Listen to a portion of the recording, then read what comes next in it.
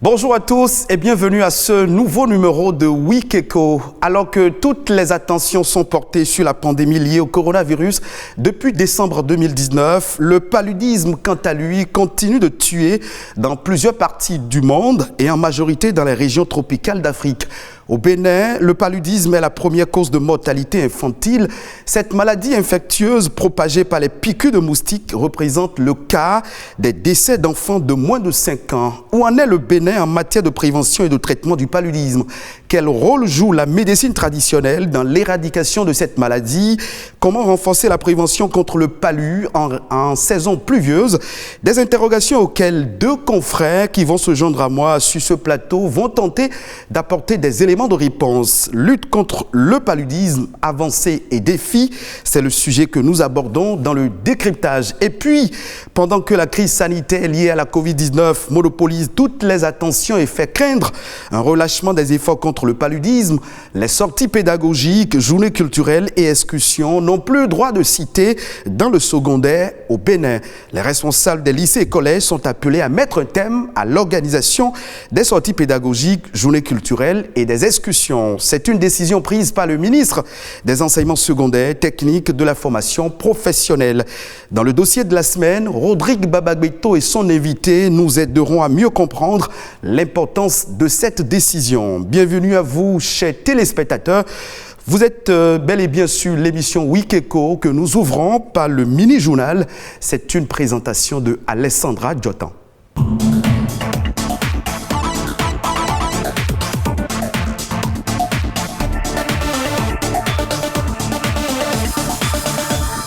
Madame, Monsieur, bonjour, bienvenue dans le journal, dans le mini-journal de Week Echo. Avez-vous jamais entendu parler de l'autisme? Eh bien, peut-être avez-vous déjà vu un patient qui en est atteint sans le savoir. L'autisme se définit comme un grave trouble du développement qui réduit la capacité à communiquer et à interagir. L'autisme a une incidence sur le système nerveux et pousse ceux qui en sont atteints à des difficultés de communication. Cependant, bien que ce trouble soit incurable, un traitement peut aider le patient. Comment réussir à traiter un autiste? La prise en charge au plus tôt pourrait bien être le meilleur moyen. C'est ce que nous explique ce reportage. Normalement, à 1 an et demi déjà, des enfants parlent ou au moins ils alignent 2-3 mots, même s'ils ne font pas des phrases. Et lui, ce n'était pas encore le cas. Même maman, papa, rien du tout, silence. Et on ne savait même pas ce que c'était, mais on savait juste qu'il y avait quelque chose de pas habituel par rapport aux autres enfants. Un enfant aux réactions et comportements pas habituels, tels que des difficultés à communiquer et à appréhender les interactions sociales. Si ses parents ont fini par réaliser que leur enfant est autiste, à 4 ans aujourd'hui, le jeune garçon a toujours du mal à s'exprimer. Quand on a reçu l'enfant, on a eu à effectuer les tests qu'il faut pour l'enfant et relever effectivement le fort risque autistique pour l'enfant. Et je crois que depuis environ un peu plus d'1 an qu'on a commencé par travailler avec cet enfant, là déjà aujourd'hui on peut relever quand même quelques amoindrissements au niveau de certains déficits. Des amoindrissements qui auraient pu être plus considérables si très tôt le diagnostic autistique avait été établi et si mieux ce trouble était connu. La quête de réponse face au trouble de l'enfant aura été bien longue pour ses parents. Au départ, on ne sait pas vers quel sens se pourrait. Je suis allée au CNHU. On nous a dit c'est parce qu'on a de l'argent. À 2 ans. Et ils m'ont dit d'attendre qu'il ait 6 ans. Et je me suis dit, mais si c'est quelque chose de grave, mieux vaut savoir maintenant. Donc, c'était pratiquement une course folle. Et pour pallier cette ignorance sur le sujet, ici, on sensibilise sur l'autisme afin d'éviter les stigmatisations. Nous avons constaté que l'autisme n'est pas très connu et que les enfants autistes sont marginalisés et les enfants sont traités d'enfants possédés, enfants sorciers. Et il y a beaucoup de discrimination. Donc il faut déjà commencer par en parler, commencer par dire comment ça se fait, ça se manifeste, quels en sont les signes, et il faut commencer par déconstruire les fausses idées qui se posent sur la question. Appelé également trouble du spectre, l'étendue et la gravité des symptômes sont très variables, mais seule une détection précoce peut favoriser le développement et l'apprentissage. Aujourd'hui, les recherches ont beaucoup évolué et déjà à partir de 12 mois, on peut déjà commencer par dépister les risques autistiques chez l'enfant. Au jour d'aujourd'hui, rien n'a encore été prouvé par rapport aux causes de l'autisme. On sait que c'est une défaillance, c'est un souci au niveau du cerveau. Il suffit de diagnostiquer très tôt, il suffit de mettre la prise en charge, l'orientation thérapeutique qu'il faut pour que tout le monde s'en sorte et il n'y a plus du tout de problème. Il n'est jamais trop tôt pour agir. Un retard n'est pas toujours un signe inquiétant. Dès les premiers signes, il faut vite agir pour son enfant. Connaissez-vous le gbekun? Il s'agit d'un outil permettant d'écrire dans toutes les langues locales. L'alphabet gbekun se répand au Bénin et a déjà été vulgarisé dans 45 communes grâce au groupe gbekun et à l'agence Top Media Bénin. L'objectif est de disséminer cette richesse afin d'induire une totale autonomie linguistique. Le bilan de cette initiative a été présenté par les protagonistes le mercredi 28 avril dernier lors d'une conférence de presse à Cotonou. Le compte rendu dans ce reportage de Rodrigue Babaguito. Une présentation en langue fon, sa langue maternelle. Voilà ce à quoi se livre Cédolo. Il montre à l'auditoire les nombreux jougs qui retiennent le Bénin dans sa course vers le développement.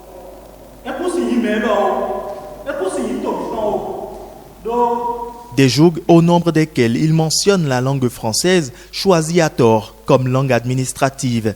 C'est un anathème pour un peuple d'adopter une langue étrangère comme langue officielle, langue de travail ou langue d'instruction. Car ce faisant, il expédie à chaque instant son propre génie vers le pays de la langue adoptée qui s'en sert en retour pour s'imposer à lui. Pour sortir donc le Bénin de son état de soumission, le groupe gbekun et l'agence de presse et de production Top Media Bénin font la promotion d'un alphabet de 33 lettres dénommé gbekun. Un outil permettant d'écrire dans toutes les langues locales du Bénin et dont le bilan est fait ici, 2 ans après son lancement, en août 2019.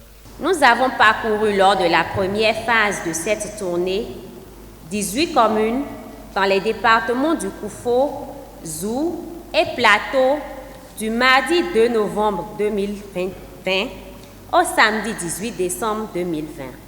La deuxième phase de la tournée lancée le 22 février nous a permis de présenter l'alphabet gbekun dans les 27 communes du septentrion, c'est-à-dire dans les départements du Borgou, de la Libori, de la Takora et de la Donga. Elle a pris fin le 26 mars dernier. 45 communes touchées par l'alphabet gbekun, plus de 10 000 personnes connaissant gbekun et désireux qu'il soit adopté. Seulement, il reste encore 32 communes pour briser l'ignorance des langues locales. Le nœud d'intelligence de tout développement est la conscience d'utiliser sa langue sur sa terre afin de désigner les choses de sa terre dans sa langue pour en faire un bon usage. Il serait donc indispensable d'accorder une place de choix aux langues locales au Bénin pour l'épanouissement de chaque citoyen et pour le développement de toute la nation. Pour ce faire, les promoteurs du gbekun estiment que le système éducatif béninois doit reposer sur les langues locales pour que l'enfant d'aujourd'hui, père de l'homme de demain, puisse être moulé dans sa langue locale afin de la transmettre. Elle aime rendre service et n'hésite pas à fouler au pied les règles de sa profession en défendant n'importe quel enfant qui croise son chemin. Maître Alexandrine Saïzonou Bédié, avocate béninoise, s'identifie comme une défenseure des droits de l'enfant. Elle est omniprésente sur plusieurs fronts d'ailleurs. Ce reportage lève un coin de voile sur sa personnalité, ses motivations et aspirations. La table des lois et le maillet représentés sur ces images sont des symboles de la justice. Un monde juste et équitable pour les enfants, c'est le rêve de plusieurs acteurs. En voici un. Alexandrine Falilatou Saïzonou, épouse Bédié, avocate inscrite au barreau béninois depuis 1995 et identifiée comme ardent défenseur des droits de l'enfant. Son histoire est atypique. C'est parti de mon enfance parce que je me dis, j'ai eu beaucoup de chance. J'ai été très tôt orpheline de mère. Mais j'aurais pu connaître la violence familiale et tout. J'ai eu un père merveilleux, des tantes, des oncles qui étaient là, qui m'ont donné beaucoup de chance, qui m'ont évité la douleur et qui ne m'ont pas soumise à des privations, à des violences. Je me suis dit, en grandissant, pourquoi ne pas donner cette chance-là à des enfants qui n'ont peut-être pas la chance de naître dans des familles comme la mienne. Outre ces autres domaines d'intervention, cela fait plus de 2 décennies qu'elle s'évertue à défendre la cause de l'enfance.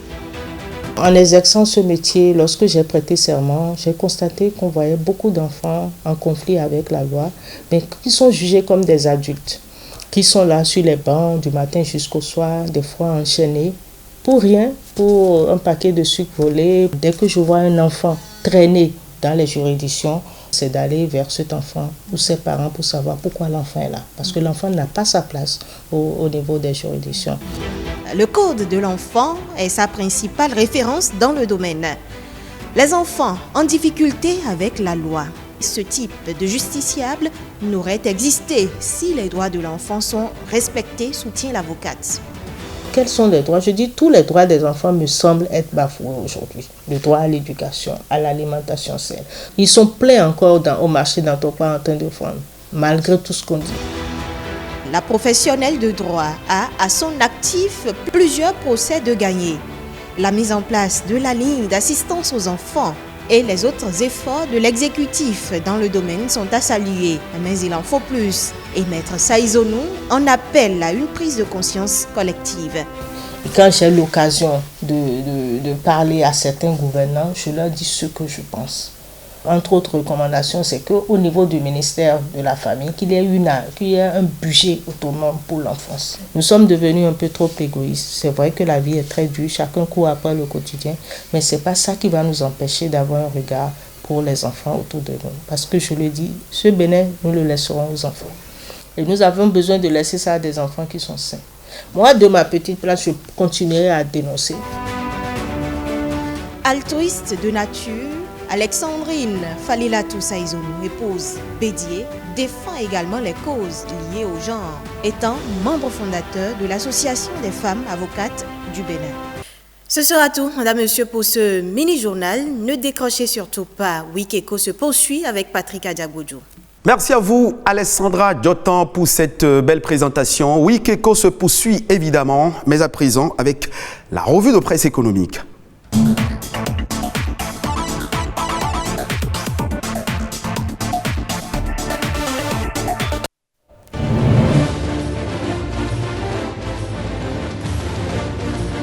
Mesdames, Messieurs, bonjour et bienvenue dans la revue de presse économique de Week-Eco. Amélioration du climat des affaires au Bénin, 40 000 entreprises créées en 2020, titre le quotidien La Nation, qui nous précise que c'est le fruit des réformes Doing Business engagées par le gouvernement. Des réformes qui ont porté notamment sur la réduction du nombre de procédures, du temps, des coûts et du capital minimum exigé. Tout ceci a facilité la création de plusieurs entreprises en 2020. Et parlant de performance, le Bénin obtient la note B+, avec perspective stable selon l'agence de notation Standard & Poor's, nous apprend le quotidien de services publics. Le Bénin confirme ainsi sa position au sein des pays les mieux notés et les plus stables financièrement en Afrique. Selon la presse du jour, les affres économiques qu'entraîne la pandémie de Covid-19 n'ont pas d'incidence majeure sur le Bénin. Standard & Poor's salue à travers la note B+, les réformes mises en œuvre dans le cadre du PAG et la qualité de la gestion de la crise de la Covid-19. Le potentiel abonde dans le même sens et rapporte que cette décision atteste une nouvelle fois de la résilience des fondamentaux économiques du pays qui avait conduit l'agence à maintenir la notation du Bénin en juin et en octobre 2020 malgré la crise de Covid-19. Les parutions de cette semaine se sont également intéressées à la gestion de la crise sanitaire mondiale actuelle dans divers secteurs d'activité. La Nation donne le ton et réalise une enquête sur la résilience de l'économie nationale face à la Covid-19. D'après le quotidien de service public, la croissance économique est estimée à 3,8% en 2020. La croissance économique nationale a globalement résisté au choc induit par la pandémie de coronavirus. Cette bonne performance est en lien avec la reprise plus tôt que prévu du commerce international. Il a été noté une croissance soutenue de l'activité économique dans les grandes entreprises au 4e trimestre de l'année 2020. En 2021, la croissance économique est projetée à 6% par la Direction générale des affaires économiques. Fraternité, pour sa part, nous amène dans l'univers du transport estudiantin et signale que malgré la Covid-19, ça coince dans les bus. Le quotidien de Ménontin mentionne que la surcharge est devenue la norme faute de bus suffisants pour faire face au flux d'étudiants sollicitant le transport universitaire. À l'en croire, pour 48 places assises, une centaine peuvent réussir à monter à bord. La situation devient encore plus complexe quand il y a panne. Fraternité en vient à la conclusion que les étudiants sont oubliés malgré la Covid-19. Le quotidien de Ménontin consacre sa manchette à un autre fléau, le paludisme, et pense qu'en même temps que la Covid-19, il faut briser l'élan de cette maladie au Bénin. Le journal fait remarquer que le paludisme tue plus que la Covid-19 et mentionne que selon l'annuaire statistique 2019 du ministère de la Santé, le paludisme représente le premier motif de consultation et d'hospitalisation enregistré dans les centres de santé au Bénin et la première cause de décès chez les enfants de moins de 5 ans. La Nation, quant à elle, titre « Journée mondiale de lutte contre le paludisme », objectif 0 cas presque atteint. Le quotidien nous informe que 24 pays ont éliminé la malaria depuis l'année 2000 et de nombreuses nations sont sur le point d'atteindre l'objectif 0 paludisme et note que le Bénin est encore loin malgré les efforts. Fin de cette revue de presse économique. Merci. Wikeko se poursuit. C'était la revue de presse économique présentée par Amandine Aliabossou et dans sa revue de presse, elle a évoqué le sujet que nous abordons dans le décryptage, lutte contre le paludisme, avancées et défis. Place maintenant au plateau de décryptage.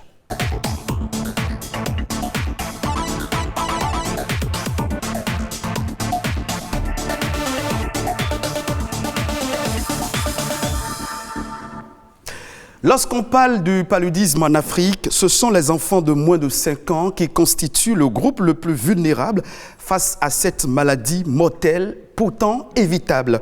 93% des cas de contamination liés au paludisme et 94% des décès imputables au paludisme se sont par ailleurs produits sur le continent africain. Mieux, les prévisions de l'Organisation mondiale de la santé pour l'année 2020-2021 semblent être encore plus inquiétantes à cause de la crise sanitaire liée à la Covid-19. Nous en parlons sur ce plateau avec deux confrères déjà en place. Fulbert et Jimé Rossou, bonjour. Bonjour Patrick. Fallon Kisezouno, bonjour. Patrick, bonjour. Nous démarrons notre entretien qui porte sur lutte contre le paludisme, avancées et défis. D'entrée, diriez-vous que le Bénin est un bon élève en matière de lutte contre le paludisme? Je dirais d'abord non, parce que nous ne faisons pas partie des pays qui ont déjà éliminé complètement le paludisme dans le monde. Il y a une vingtaine de pays. Dans la liste, il n'y a pas le Bénin. Deuxième chose, parce que le paludisme constitue encore la première cause de consultation dans nos centres de santé.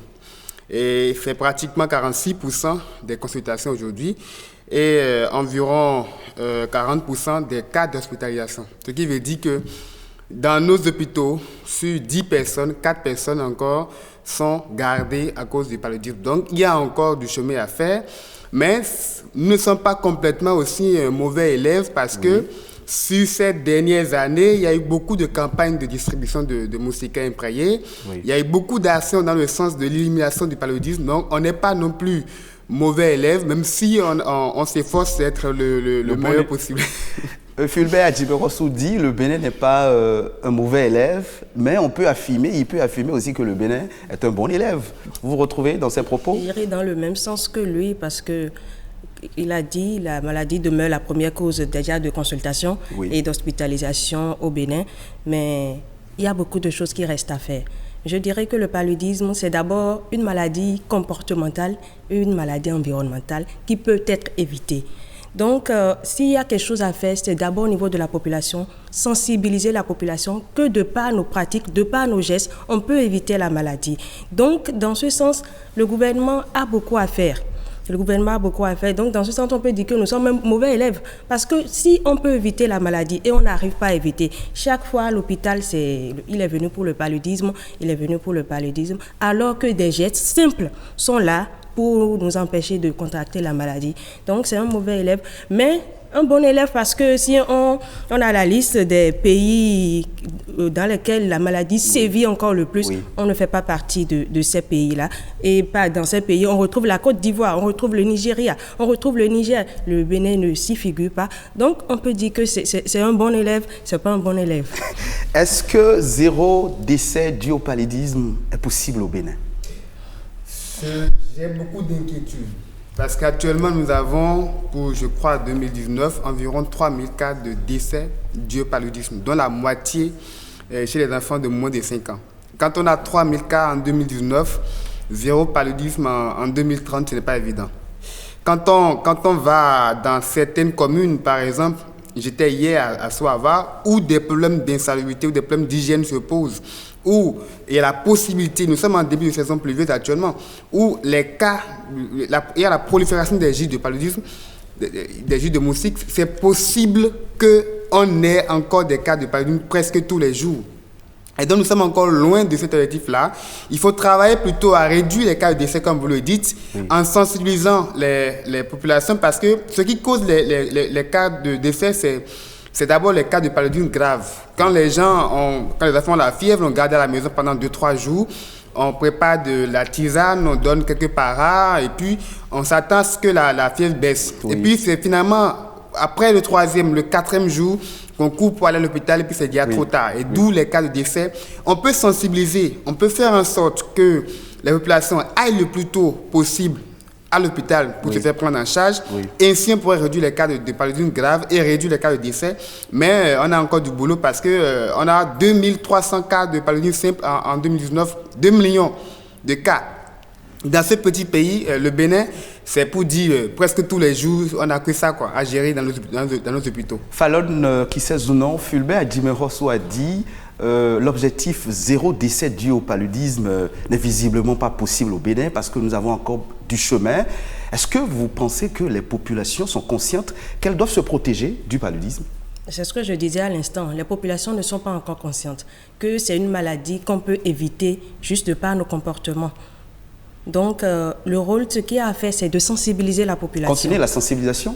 Pardon? Parce que la sensibilisation se fait déjà. Oui, il faut le continuer, il faut le faire, ne jamais être fatigué de le faire. Parce que quand on rentre dans une maison, vous voyez un bocal, une vieille marmite abandonnée là avec de l'eau, c'est ça qui produit les larves. Et on les abandonne là, les larves, c'est ça qui produit les moustiques. Parmi ces moustiques, nous avons les anophèles. Et ce sont ces anophèles qui sont à base du paludisme. Donc il faut sensibiliser la population que c'est une maladie qu'on peut éviter de par nos comportements. Tirer un trait sur le paludisme, c'était le thème. C'est l'idéal, mais ce n'est pas envisageable. C'est l'idéal. On veut tendre vers ça, mais de par nos comportements, ce n'est pas encore possible. Et au-delà de la sensibilisation, que fait concrètement le Bénin en matière de prévention? On ne peut pas dire que le Bénin n'agit pas. Nous avons le programme national de lutte contre le paludisme qui fait beaucoup. Déjà, il y a les campagnes de distribution de moustiquaires, qu'on distribue à tout le monde. Les femmes enceintes qui sont prises en charge lors de leur consultation prénatale, on les distribue déjà des moustiquaires. Les enfants de moins de 5 ans, ils sont pris en compte le paludisme pour ces 2 couches qui sont les plus vulnérables. C'est gratuit. Donc, on ne peut pas dire que le gouvernement ne fait pas. Mais il faut plus mettre l'accent sur la sensibilisation. Il faut sensibiliser davantage la population, que la population sache qu'on peut éviter cette maladie-là. Donc, c'est ce que je dirais. Sinon, d'ici 2030, c'est l'idéal, mais c'est pas. Je ne pense pas qu'on puisse en arriver là. Fulbert Adjimero, dites-moi, quelle est l'action clé que vous attendez des dirigeants, des autorités publiques pour une lutte efficace et efficiente contre le paludisme? Je vais répéter Fallon en disant qu'il faut sensibiliser, il faut éduquer pratiquement. Mais le problème qui se pose, c'est que quand vous échangez avec les populations, c'est qu'elles sont informées, elles sont conscientes du fait que la maladie existe. Elles sont conscientes du fait que c'est dû au problème d'insalubrité qu'il y a autour de leur ménage. Mais le problème est d'être informé, d'être éduqué, mais de passer à l'action. Quand on n'a pas la volonté, quand on n'est pas prêt encore à passer à l'action, on ne pourra pas changer de comportement. Donc, comment est-ce qu'il faut arriver à faire changer de comportement aux gens, à les faire décider, à ce qu'ils puissent se dire aujourd'hui, je nettoie tout ce que j'ai autour de moi, il y a les pneus qui conservent l'eau là, il y a les boîtes de conserve, il y a des tas d'ordures de ce côté. Comment est-ce qu'il faut les aider à le faire?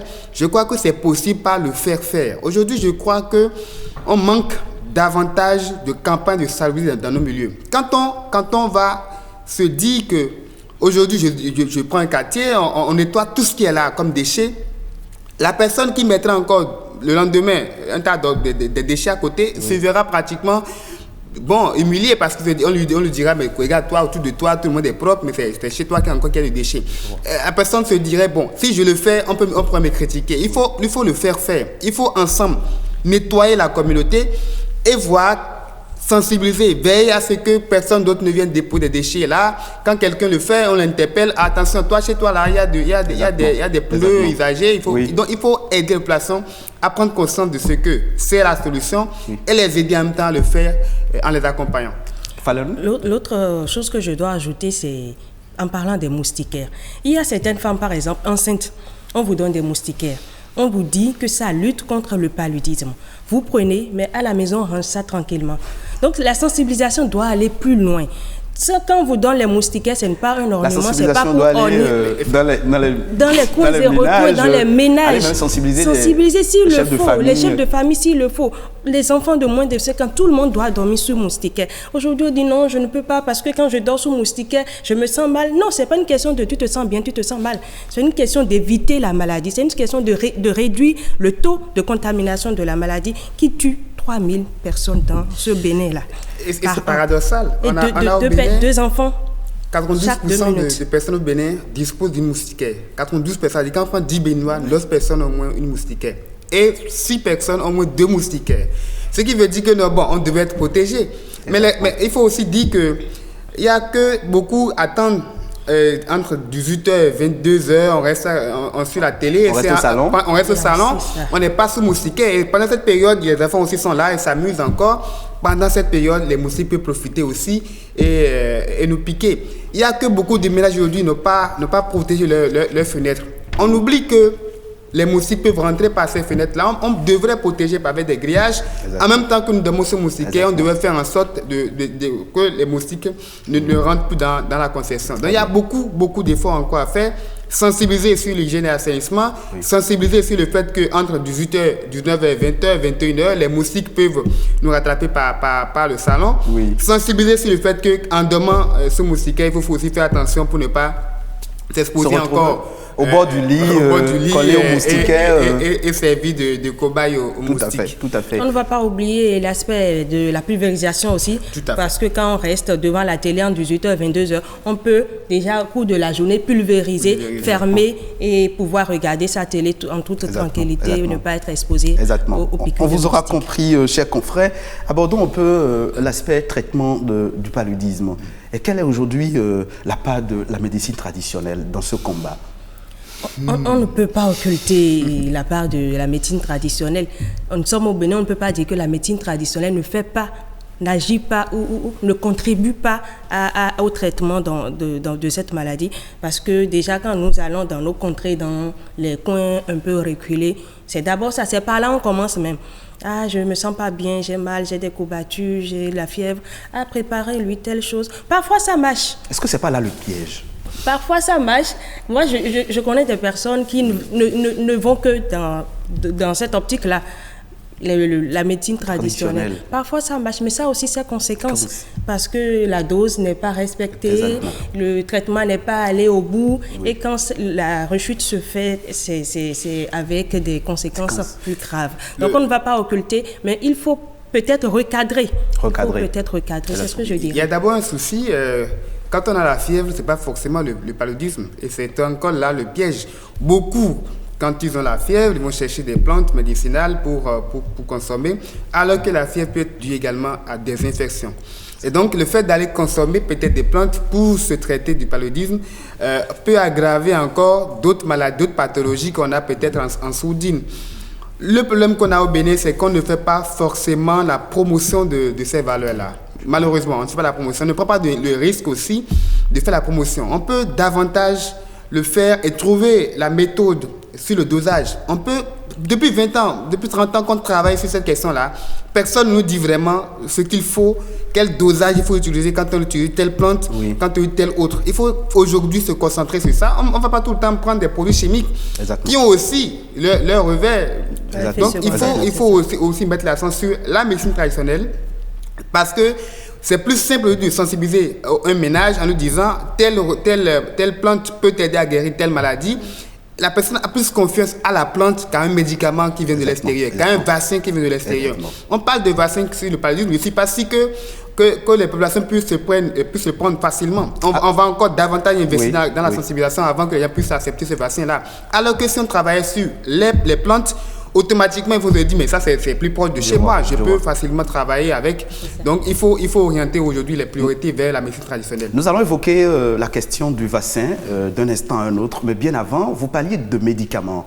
Et depuis l'avènement de la Covid-19, des ONG alertent sur les risques de pénurie de tests pour diagnostiquer le paludisme parce qu'il n'y a plus de médicaments disponibles. Coronavirus oblige, les frontières sont fermées, il y a plus, les laboratoires ne fabriquent plus de médicaments, le stock disponible n'est plus orienté vers les pays qui en ont besoin. À quoi devons-nous attendre s'il n'y a pas de médicaments disponibles? Il faut qu'on recadre mieux la médecine traditionnelle parce qu'on ne va pas dépendre des Européens pour la vie. Parce que quand on prend la maladie, le paludisme, 94% du taux de contamination, ça, lui, en Afrique, eux, ils n'en souffrent pas. Leur priorité aujourd'hui, c'est le coronavirus. C'est comment finir avec la maladie qui est en train de ravager leur continent là-bas. Donc, il faut que chacun essaie de voir ce qui est sa priorité et s'en charger. Quelle est la priorité? Que devrait être la priorité du Bénin? La priorité chez nous, c'est d'abord trouver des solutions à l'interne. Les solutions endogènes. Les solutions endogènes. Malheureusement, c'est quand on a parlé de coronavirus et qu'on a trouvé le miracle d'un vaccin en l'espace de moins d'1 an, qu'on pense maintenant à trouver un vaccin pour le paludisme. On aurait pu trouver un vaccin depuis. On aurait pu trouver des solutions durables depuis. Donc, c'est parce qu'aujourd'hui, maintenant, on est confronté à une situation majeure que les gens se bousculent. On a fermé des laboratoires de recherche pour consacrer essentiellement tout ce qu'on leur fait à la COVID-19. Quand les gens ne produisent plus de médicaments pour les maladies qui deviennent négligées, dont pratiquement le paludisme ailleurs, on va se concentrer à produire des masques pour le coronavirus, à produire des vaccins pour le coronavirus. On oublie pratiquement alors la priorité qu'est le paludisme, parce que d'ailleurs même là-bas, ce n'est pas une priorité chez eux. Et finalement, on va se retrouver encore à payer plus cher les médicaments pour traiter le paludisme. C'est vrai qu'une partie des médicaments du paludisme est prise en compte dans le traitement du coronavirus, mais on ne pourra pas dire que parce qu'il y a un lien, on peut continuer à espérer. On va arriver un jour à des ruptures. Et il faut commencer par travailler déjà à l'interne pour trouver des solutions durables, notamment à travers la valorisation de nos plantes qui sont ici. Fallon Kisezounon, Fulbert Adjimehossou, nous allons évoquer rapidement la question du manque de financement. On sait que le manque de financement dans la lutte contre le paludisme est la principale cause de subsistance de cette maladie. Est-ce qu'il n'est pas temps que le Bénin ait un fonds exclusivement dédié au paludisme, même s'il y a le programme national de lutte contre le sida et le paludisme? Il est temps. Je pense que tout cela passe par ce que nous sommes en train de dire, le développement de notre médecine traditionnelle.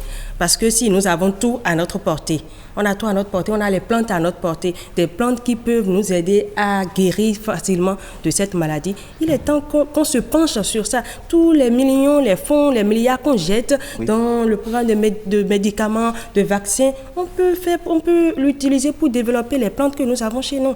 Donc moi, je pense que je reviens à cette question de priorité. Chacun doit savoir ce qui est prioritaire pour soi, quoi. C'est ce que je dis. Non, si je dois plaider pour un fonds, il faut qu'il y ait un fonds pour la recherche. Il faut qu'il y ait un fonds pour faire des innovations dans le sens du traitement de nos maladies négligées ici. Quand on a des dizaines de laboratoires éparpillés dans nos universités, on peut avoir quels résultats? Il faut un institut de recherche bien organisé, bien structuré, de sorte à pouvoir avoir un vaccin, de sorte à pouvoir avoir des médicaments tirés à base des principes actifs qu'on a sur nos plantes ici. Exactement. Mais si c'est qu'on a juste un fonds pour aller chercher des moustiquaires imprégnés, pour aller chercher des médicaments, on n'aura pas des résultats durables. On vous aura compris. Une dernière question pour finir notre entretien. Bientôt, c'est la saison pluvieuse. Quelle est votre exhortation à l'endroit de nos populations?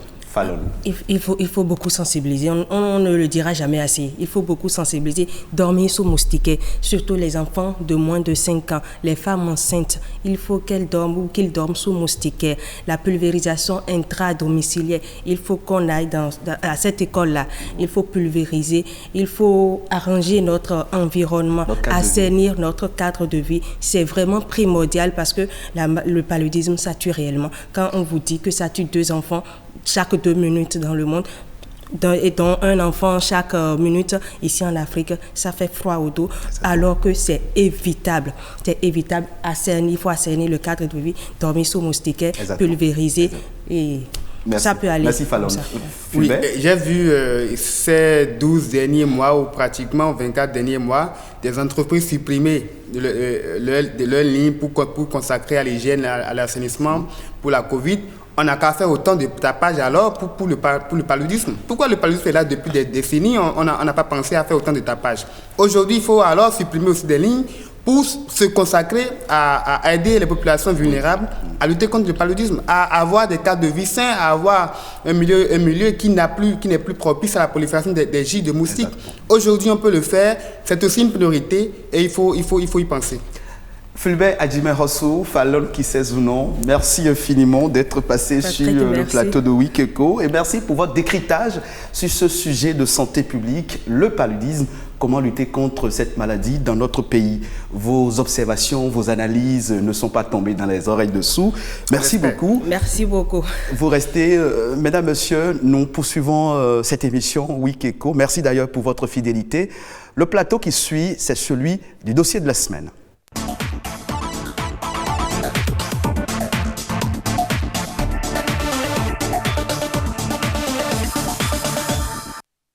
Les activités culturelles et des sorties pédagogiques revêtent une importante capitale dans l'apprentissage des apprenants tout au long de leur cursus scolaire. Elles permettent aux élèves de mieux renforcer leurs capacités, mais aussi de se relâcher, de se divertir après des moments d'études. Toutefois, des dérives ne manquent pas d'étancher ces activités à la fois pédagogiques et récréatives qui pourtant s'avèrent indispensables. Pourquoi interdit désormais au Bénin les sorties pédagogiques, les journées culturelles et les excursions dans les lycées et collèges? Nous en parlons, mais avant, suivez cet élément et on revient pour en parler.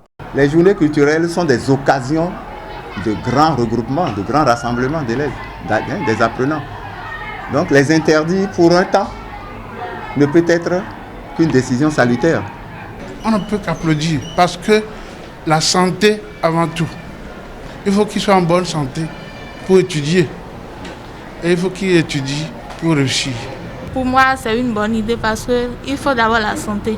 Si on dit on va organiser les fêtes maintenant, c'est encore ramener la maladie sur une autre forme. Et si cette décision devrait être prise aussi, qu'on les prenne le plus tôt possible. Parce qu'il y a des établissements qui ont déjà organisé des activités coopératives, des activités culturelles avant la prise de la décision.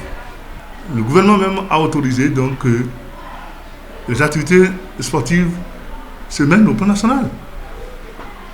C'est un frottement, grande envergure. On peut nous demander donc d'organiser ces activités en respectant les mesures. Si c'est que chaque classe va organiser sa fête là, ce serait mieux. Même munir des cache-nez et respecter les barrières. Nous sommes en train de préconiser, faire en sorte que dans chaque classe, entre eux, cette réjouissance-là se fasse dans le respect de la distanciation et des barrières qu'on nous impose. Quelles dispositions voulez-vous que nous prenions sur le plan culturel et qui ne mettent pas les enfants ensemble? Nous évitons cela. pour le moment, on ne peut que l'éviter et c'est ce que nous faisons. Mais cela n'empêche pas quand même qu'on puisse trouver ce qui ne va pas et des éléments qui crochent dans la décision qui est prise pour qu'on puisse en tenir compte pour les fois à venir. Journées culturelles et excursions sont suspendues jusqu'à nouvel ordre dans les lycées et collèges au Bénin. Le dossier de la semaine de ce jour s'intéresse à ce sujet et pour en parler, nous recevrons Alessandre Adjina. Il est enseignant. Bonjour Alessandre Adjina. Bonjour monsieur le journaliste. Merci d'avoir accepté notre invitation. C'est moi. Et pour m'accompagner dans les échanges avec l'invité, Rodrigue Bababrito m'a rejoint sur ce plateau. Bonjour Rodrigue Bababrito.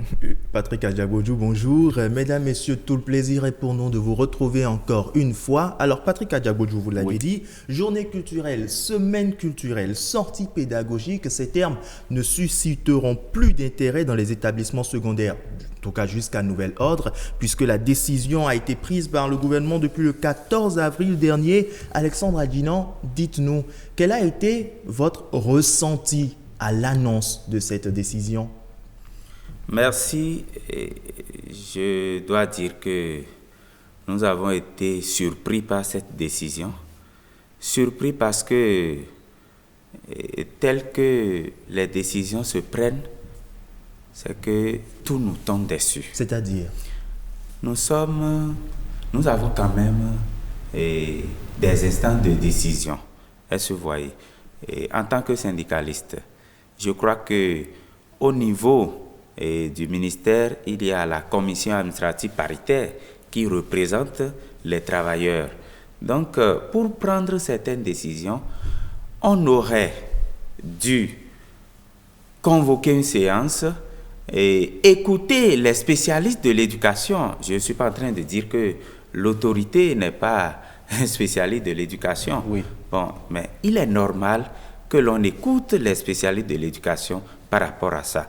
Et si la décision est collégiale, si la décision est inclusive, je crois que chaque acteur va informer ses mandants pour qu'on sache, mais qu'est-ce qui motive cette décision-là? Êtes-vous certain que ça n'a pas été fait?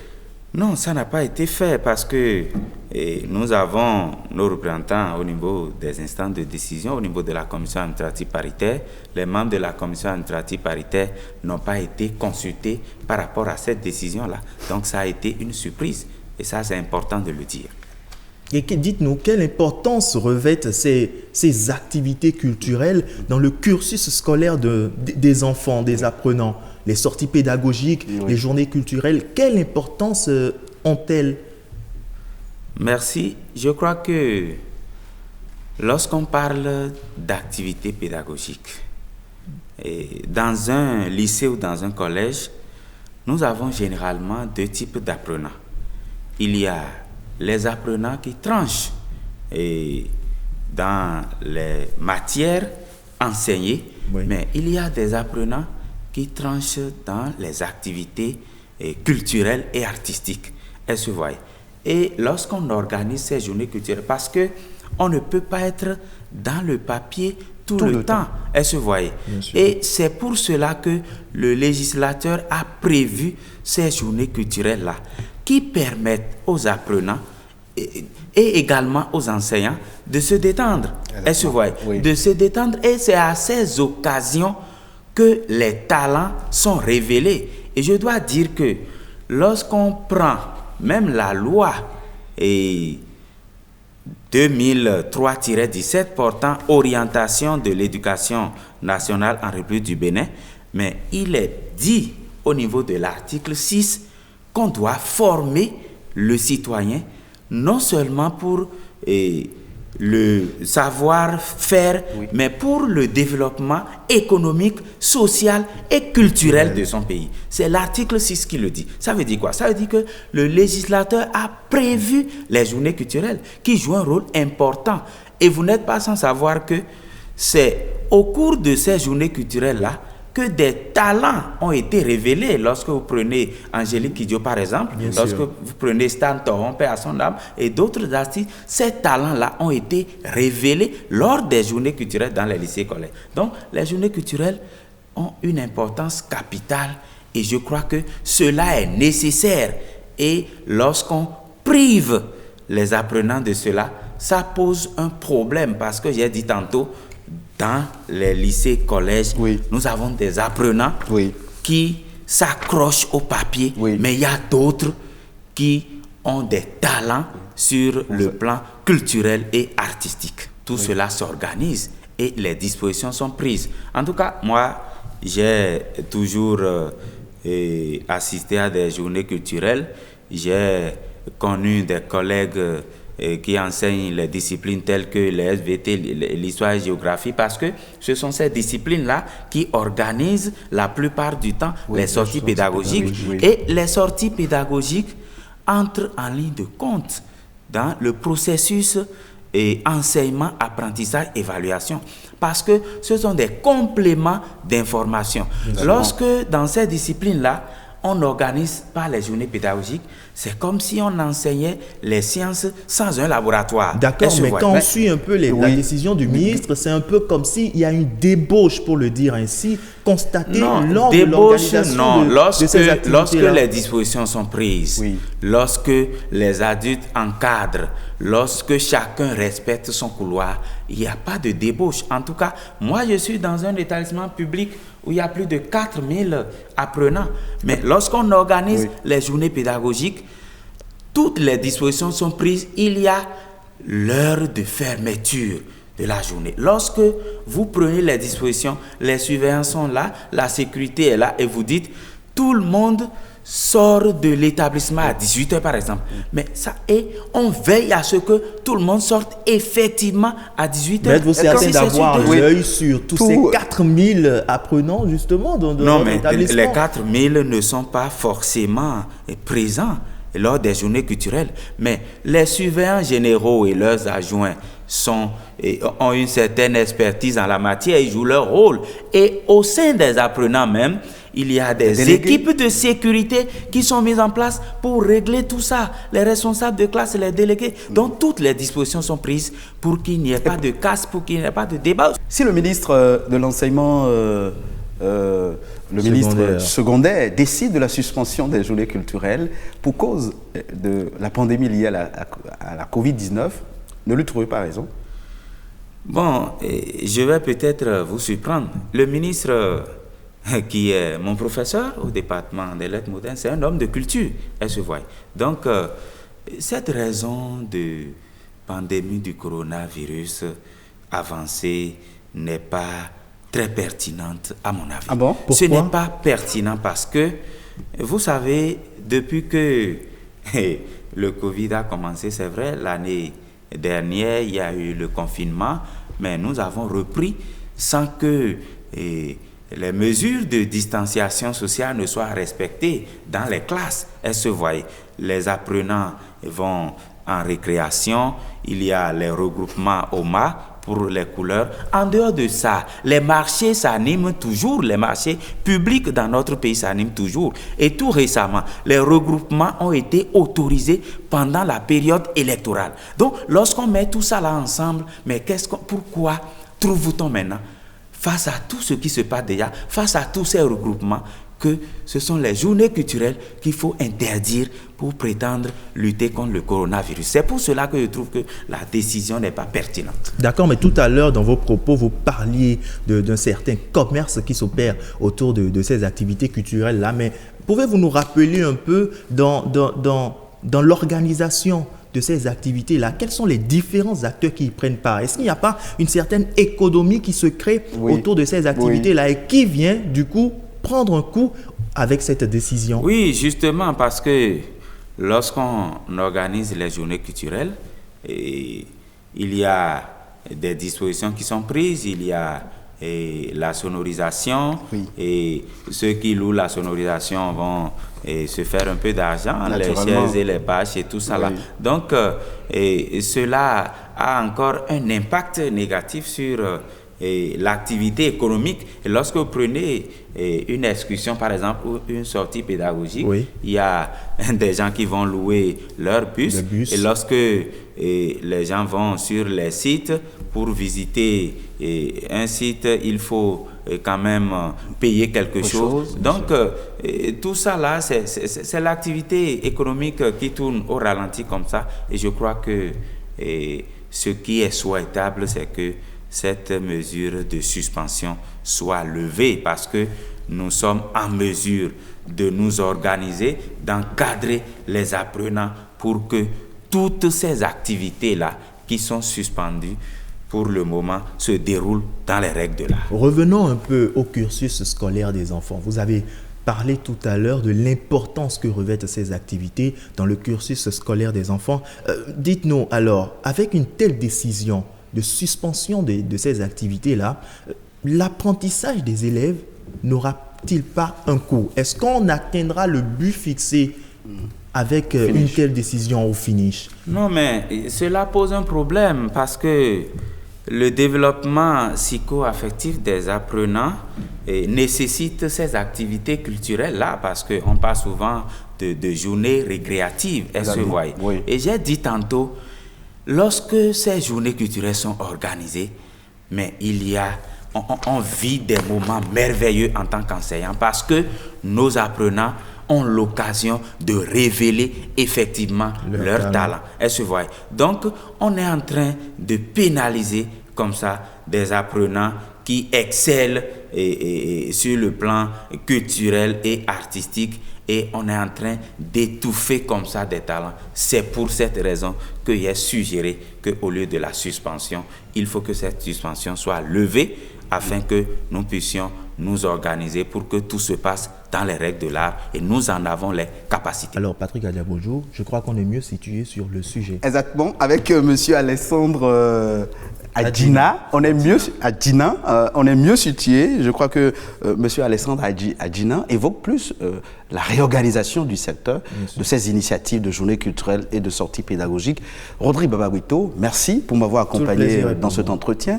Monsieur Alessandre Adjina, merci d'avoir accepté notre invitation. Et ce sera tout pour l'émission Week Echo de ce dimanche. Merci de votre fidélité. Retrouvez cette émission sur le site de l'ORTB, www.ortb.bj.